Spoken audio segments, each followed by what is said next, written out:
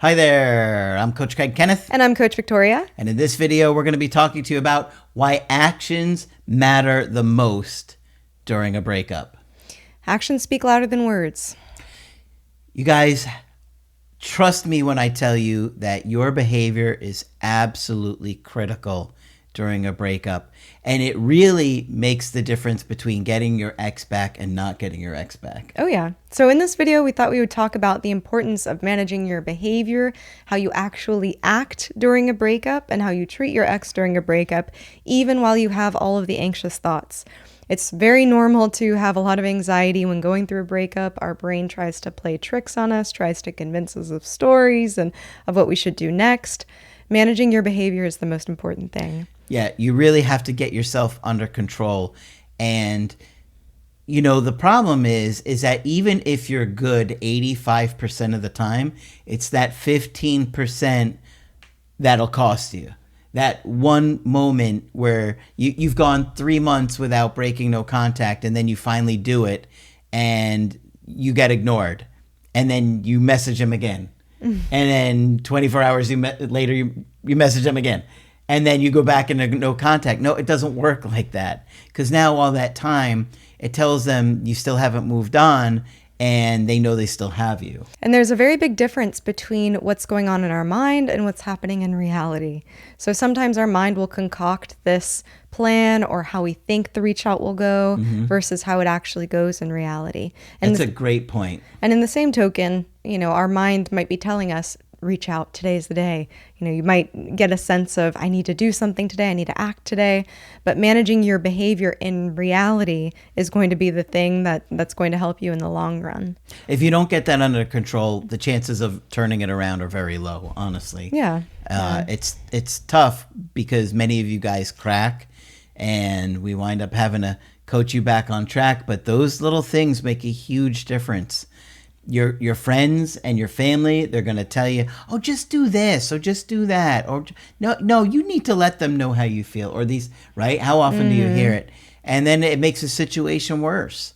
So trust us, your behavior is going to make the biggest difference on whether or not you get another chance with your ex. Yeah, and it can be a helpful reminder to think that our minds aren't trying to hurt us when we think about these plans and when we think about reconnecting. It's just the way that we're wired. We are biologically wired to be connected. We feel safe when we're connected with others because back in the day, being with a group or being with someone, there was strength in numbers. You'd be protected from the elements. You'd be protected from any kind of danger, any kind of predators that are out there. And so when we're going through a breakup, biologically, we feel disconnected, we feel unsafe, we feel more vulnerable. We feel like we're dying. Yeah. We literally feel like we're dying without that person, or that we're going to die without that person. Yeah. And you have to push through, because that is the strongest thing to do. That is the most attractive thing that you can do, because in your eyes, they wonder how you're doing. And if they think that you're doing better than them, or they wonder how you're doing, that really sparks attraction in them. Yeah. And I also think the bottom line is just respecting their decision. If they've decided to end a relationship with you, I know we're talking about how our mind can kind of trick us. We feel detached. We feel that urge to reconnect, to feel safe, to, you know, feed into our separation anxiety and be reconnected with our ex. But we have to be willing to be adults and respect them and give them that space and be okay with that. It's very difficult to do. When you have attachment issues, they are going to come out, and you are going to feel things that you haven't felt maybe in decades. But it's likely that you felt these same feelings when you were small. You just didn't know how to put it into words, and you don't really quite remember it that way. Yeah. Yep. And many times when we're going through a breakup, we are feeling a lot of grief. Denial is one of those stages of grief where we don't want to fully accept that that's happened. And we can feel denial. We can think a lot of thoughts that are all in denial, or we can fantasize about reaching out to our ex, them instantly falling back in love and it going perfectly. But we have to be able to manage our behavior. If we start acting in the real world with denial, reaching out to our ex as if we're still together, you know, trying to meet up with them, trying to, you know, talk them back into a relationship and not accepting the fact that a severance happened, it's going to be harmful for you in the longer term. And many of you, you're kind of torn, right? It's being torn between the heart and the mind. It's like your heart is saying, reconnect, we have to be passionate and do this grand gesture or do something to get them back. But your mind is saying, no, this happened. I have to be able to take care of myself. I have to put one foot forward and, start living my life. So it can be difficult, but actions are really important. And actions are going to have consequences. So if we feed into that anxiety with our actions, it's going to land us in a worse off place. Yeah. Your anxiety is going to tell you to do all these little tactics and tricks and manipulations, and they don't work. Why do they not work? Well, your ex knows they still have you. There's no fear of losing you. They're not anxious about losing you. That's just a dynamic, and it's just part of attraction and reattraction, especially in a breakup. And nobody wants to be manipulated. People can tell when you're trying to manipulate them. Even if they can't put it into words, it feels wrong. It feels uncomfortable. The begging, the pleading, the handwritten letter, all kinds of things like that we constantly see. They just make the situation worse, and that's why we tell you not to do it. And going back to a point that you said a minute ago, the thoughts and the stories that we have in our head, a lot of that is often beating ourselves up. That too. And I wanted to touch on that because I had two people just the other day, and both of them were beating themselves up so badly about these tiny little things that they had done. And if only I had done these things differently, we'd still be together. Now, there's the possibility that there's truth in that, but honestly, what the exes were doing was way worse what they were doing, and we can lose that perspective. And I wanted to get that out there because when you were talking about that, it made me really think about these clients that were, very thoughtful and kind and considerate, and they only made these minor little mistakes. And one of them, it was in response to the ex sneakily messaging other women. Ooh. And she was trying to say, I don't want to jump to conclusions. I don't want to think the wrong things if there's nothing there. But when you really added up all of the things that he had done, it was so bad. And so my point is that he did a lot of violations in this relationship. She did some small things, and a lot of it was in response to those things that he did, and yet she's the one beating herself up. Yeah. And so now she's very anxious about it, and she's like, should I apologize? Should I say I'm sorry? Things like that. We know that our thoughts can torture us sometimes. It sounds like she was dealing with a lot of guilt, and sometimes we can't have control over what thoughts we think. Sometimes we experience intrusive thoughts. Sometimes we're halfway through the day and we realize at that point that we've been spiraling the entire time. So awareness of our thoughts is a great step. And yes, thoughts can lead to actions.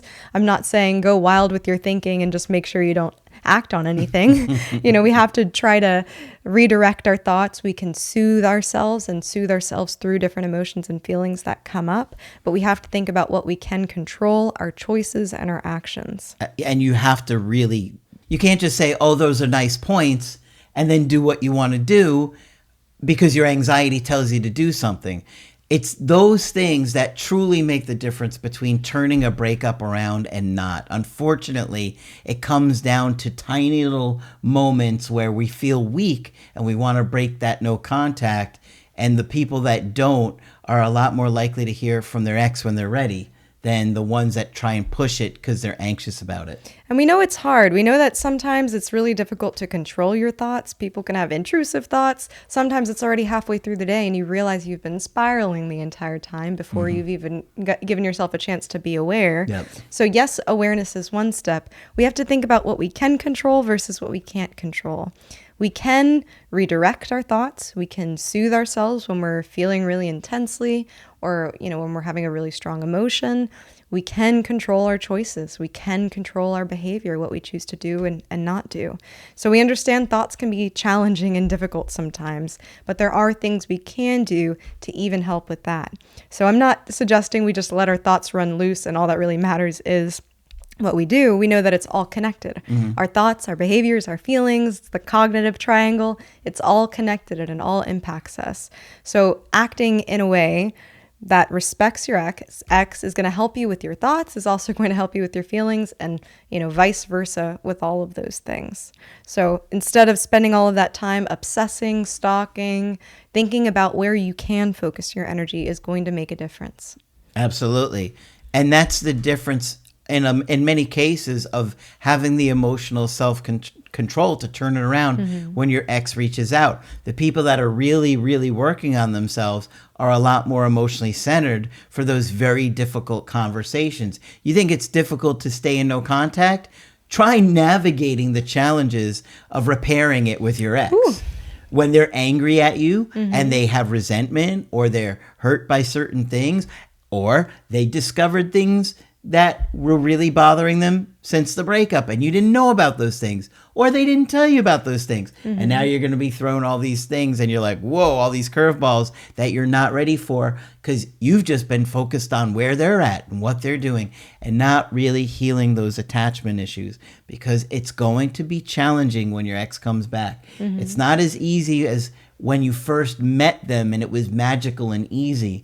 Now we have things that people are hurt about, disappointed about, resentful for.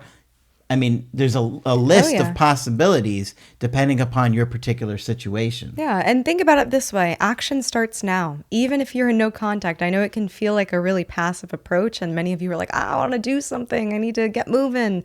I need to fix this. I need to repair this.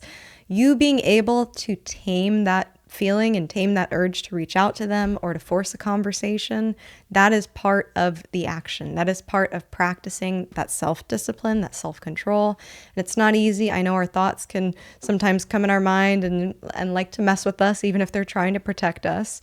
But think about your behaviors and think about your choices.